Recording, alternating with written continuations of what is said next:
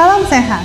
Bapak, Ibu, saudara-saudari sekalian, vaksinasi COVID-19 masih terus berlangsung. Penyuntikan vaksin COVID-19 dilakukan 2 kali atau 2 dosis dengan jarak 2 pekan. Tentunya Anda mungkin bertanya, apa sih yang terjadi setelah divaksin? Bagaimana efeknya? Dan yang paling sering ditanyakan, seberapa efektif sih vaksin COVID-19? Setelah program vaksinasi ini berjalan. Dan untuk lebih jelasnya lagi, saya akan menyapa Direktur Pencegahan dan Pengendalian Penyakit Menular Ditjen P2P Kemenkes, Dr. Siti Nadia Tarmizi.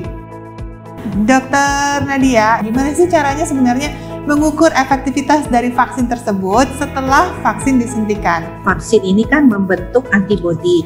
Nah, yang kita ukur antibodi ini adalah yang kita sebut sebagai imunogenitasnya. Jadi kemampuan vaksin tadi membentuk antibodi yang kita harapkan. Kita ketahui dari hasil uji klinis yang dilakukan oleh tim di Unpad bahwa antibodi yang terbentuk dari penyuntikan vaksin Sinovac yang saat ini kita gunakan ini rentang waktunya 28 hari setelah penyuntikan kedua. Karena kita tahu kan vaksin ini perlu 2 kali suntikan ya, penyuntikan pertama, kemudian 14 hari kemudian kita disuntik kembali dan kita menerima dosis kedua. Nah, setelah penyuntikan dosis kedua, 28 hari kemudian baru antibodi itu terbentuk secara optimal.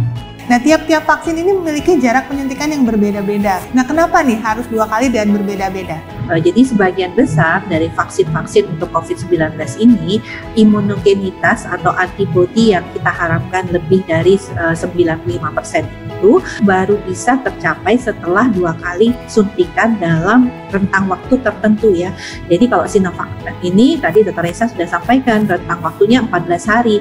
Berarti suntikan pertama itu baru bisa mencapai 60% antibodinya. Tapi kemudian setelah kita berikan suntikan lagi di 14 hari kemudian, maka antibodi yang muncul itu bisa mencapai 99% bahkan pada vaksin Sinovac. Jadi untuk mengoptimalkan pembentukan antibodi tadi, maka harus diberikan 2 kali penyuntikan. Tiap vaksin itu berbeda-beda rentang waktu penyuntikannya. Ada yang seperti Sinovac ini 14 hari, kemudian ada yang seperti vaksin AstraZeneca atau Pfizer itu memiliki rentang waktu ada yang 21 hari, ada yang 28 hari. Apakah ada kemungkinan kalau orang yang sudah disuntik kemudian terinfeksi virus COVID-19?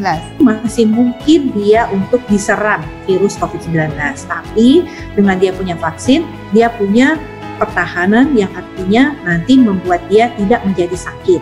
Kalaupun kemudian misalnya pada kondisi tersebut ya, karena virusnya lebih kuat atau jumlah virusnya lebih banyak, jelas vaksin ini dari hasil juga uji klinis itu menyebutkan bahwa vaksin ini memberikan perlindungan untuk gejala COVID yang berat ataupun gejala COVID yang mematikan. Jadi kita bisa melihat proteksi yang betul-betul diberikan oleh vaksin ini adalah mencegah kita kalau sakit menjadi sakitnya bertambah parah. Sebelum kita dapat giliran vaksin ya Dr. Reza, kita harus tetap sehat dengan cara menerapkan 3M, 3T dan tentunya melakukan vaksinasi. Diharapkan dengan kita terus-menerus melakukan ketiganya secara bersamaan, maka COVID-19 dapat segera kita kendalikan. Nah, cukup jelaskan bahwa program vaksinasi COVID-19 ini harus kita dukung secara menyeluruh. Baik yang sudah divaksin maupun yang belum, harus tetap sama ya. Mari kita tetap disiplin 3M dan dukung terus upaya vaksinasi yang tengah berlangsung di tengah kita. Salam sehat dari saya.